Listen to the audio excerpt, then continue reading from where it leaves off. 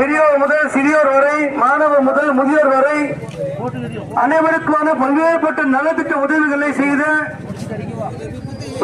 கருணாநிதி ஸ்டாலின் என்கிற மாபெரும் தலைமையின் கீழ் இயங்கிக் கொண்டிருக்கக்கூடிய திராவிட முன்னேற்ற கழகத்துடைய வெற்றி வேட்பாளரான அருமை அண்ணன் காதே பாட்சா முத்துராமலிங்கம் அவர்களை இரண்டாவது முறையாக வெற்றி பெற செய்து இந்த பாதிக்கு உண்டான அனைத்து விதமான நல்ல திட்டங்களையும் தொய்வின்றி செய்வதற்கு ஒரு வாய்ப்பை மீண்டும் தாருங்கள் என்று கேட்டு உங்களிடம் வந்திருக்கிறோம்.